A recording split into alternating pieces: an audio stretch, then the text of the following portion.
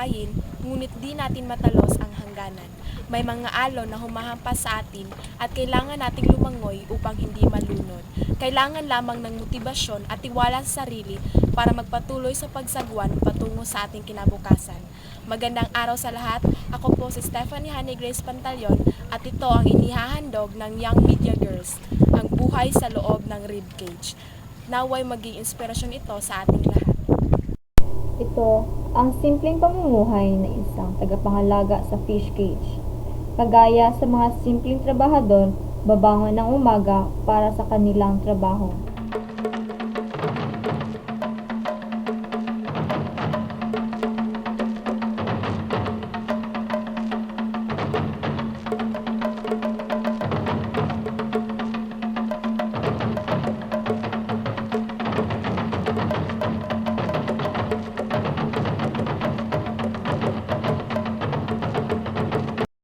Nang nakasakay na kami ng bangka papunta sa fish cage, ang iba sa amin ay first time pa lamang nakasakay ng bangka. Unang akala namin ay nakakatakot ang sumakay ng bangka. Ngunit, nang nakasakay na kami, ito pala ay komportable at hindi nakakatakot.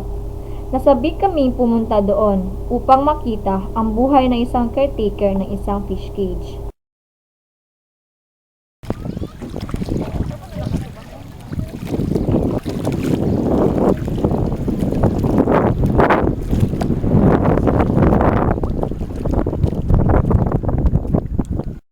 Nang kami dumating sa fish cage ay di namin inakala na napaka-komplikado pala ng pamumuhay na ito.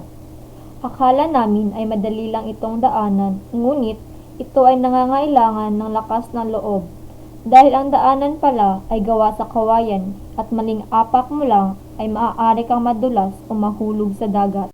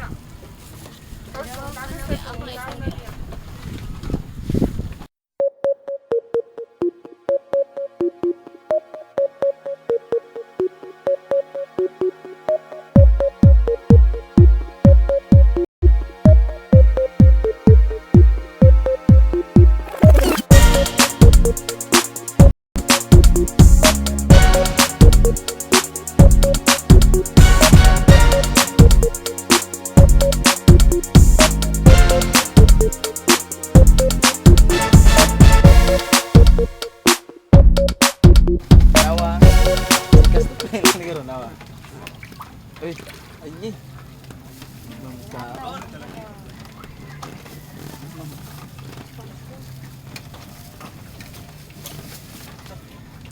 Naunsa man isdaan niyo? Lapu-lapu. Ako gilapulapo no. No. Dako na tong lapu-lapu. Oh. Saman to. Saan isda to? Palakitok.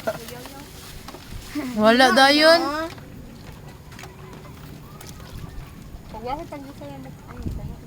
Unsa na? SpongeBob na ugang piranha. No. Nag-awa yan. Tama mo, nagwa ka sunga, isa siya asin isda. Muna na siya si baka-baka. Kana unsa man na isda oy? Asa to sila to dong? Dodong. Hi kuya, unsa na imong pangalan? Berger. Real name. Ver. Gubalani. Pila na imong edad? 24. Nana kay pamilya? Wala pa. As in? Wala pa lagi. Pila na imong pila na ka years diri nga nagabantay ka diri sa 5 years. fisheries? Nya daghan pud mo ka ng mga daghan mo kag kauban diri. Ako ra isa. Diri pila man ka fish cage imong ginabantayan? Baliduhan sila katagiya ko bintaya. Duha. Dito lahi katagiya. Taga-asa mo pud ang tag-iya niyo sa iyang name. Dr. Nabal. Taga-asa pud siya. Taga Gisayis. Mo ang kanang mga daily routine nimo dire kanang mata nimo na ato ka dire sa buntag. Oo, dire. Pwede ba i-story nimo siya? Story? Pag kumana ko mata, ano yung lipis kids? Pagkakalig bangus. Ini ka buntag. Unsa pud siya nga mga isda na dire? Sagol ni, bangus ni Kuan, kitong, Kitong, kitang. kitang. Nya kanang pila pud ka months before mo mag-harvest? 4 months. 4 months yaman. 4 months magbutang na pud mga seedlings dira asa ba? Oo, buta na po. Pag mag-harvest, buta na po sa milya. Kung ikapila man nimo sila ginapakaon ng mga isda sa isang adlaw. Kada oras, pakaon. Kada oras? So meaning diri ka naga-stay. Oo, dire. Muli na paghapon. Nagatan-aw lang kasi mo relo, nya mubalik mo ka diri. Oo, pakaon. Ay ani kagabi mubalik mo ka diri. Oo. Dili na. Dili lang. Dili naman ako pakan ng pagkagabi na. Ay dili na sila mo on mag-diet sila gabi. Then kanang pila pud kasagaran sa isa ka fish cage, pila pud ka fish. Kuan, tag 20 mil. 20 mil? Gana ay. Kada isa ka bangan. Then sa inyo ang balay kana unsa man kanang pag muli na ka dito, ikaw pa magluto, ikaw pa magkuan. Oo. Ikaw tanan, ikaw rin bachelor, day ka bachelor.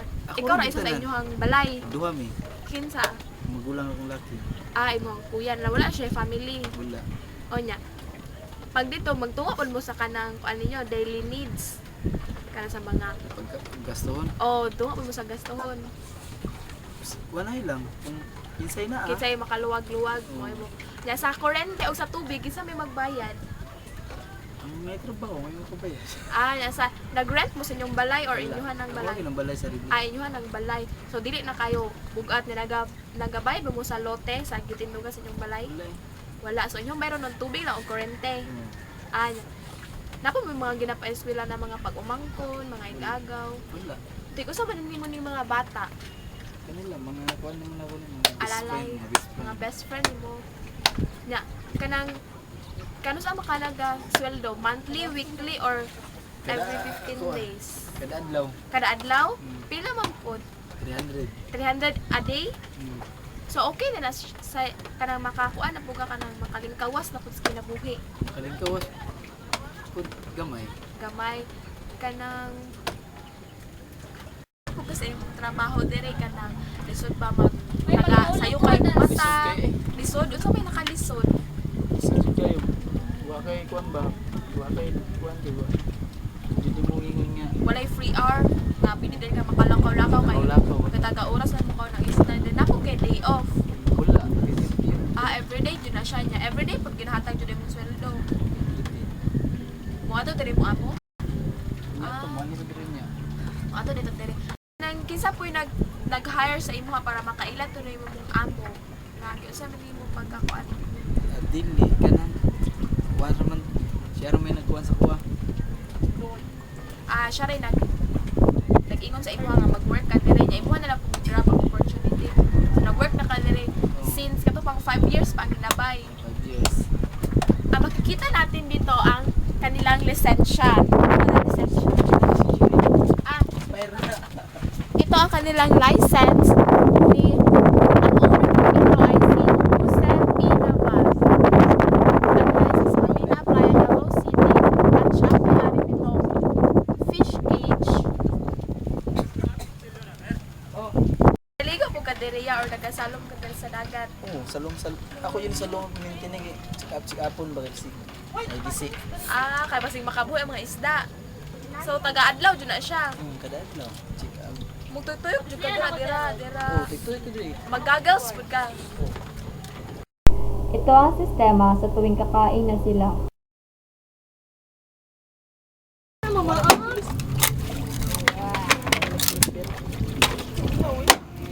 kunin kamay, Ber. Sige, ano na? Asa bugsay ba? Ayun na, boy. Huwag ka lang yung bangka, boy. Gusto ka ba sa aking bugsay ba? Kuni. Sige dong.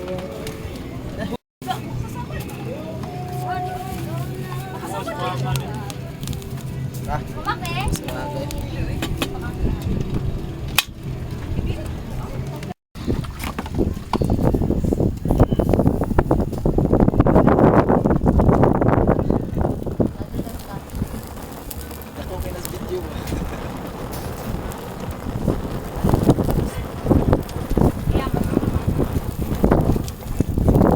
Habang naghihintay ang mga bata na maluto ang pagkain, ay naglalaro muna sila.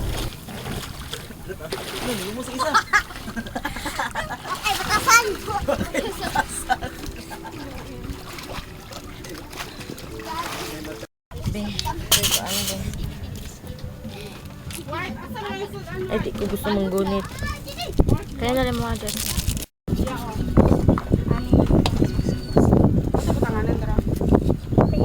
So kasi, very good. Ma, pwede ni mute na. Kani, video. Ano biya ka pwede Sa i-mute? tinapa, be. Ano ang bilang tinapa niya, be?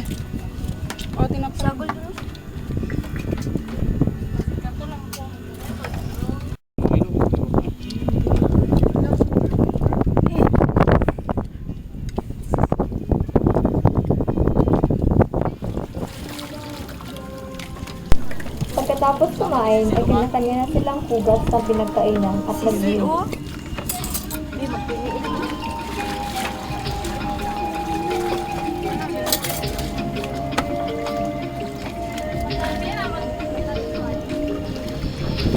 As you go through life, you'll see there is so much that we don't understand. And the only thing we know, if things don't always go the way we plan. But you'll see it every day that will never turn away. When it seems all your dreams come undone, we will stand by your side, filled with hope and filled with pride. We are more than we are one.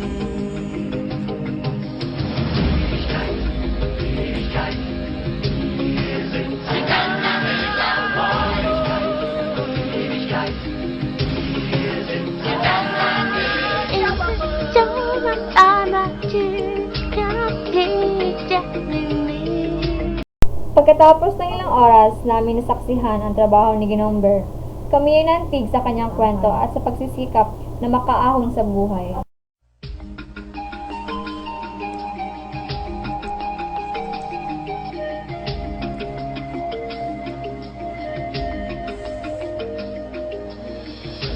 As you go through life, you'll see there is so much that we don't understand.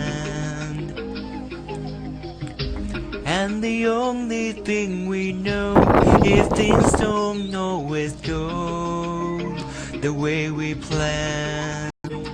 But you'll see it every day that Dokumentaryo, masasabi nating napakapayak ng estilo ng pamumuhay ni Ginoong Ber, maging ng iba pa mang mga caretaker ng fish cage. Ngunit, ang simpleng pamumuhay na ito ay may tuturing na napaka-esensyal sa larangan ng industriya.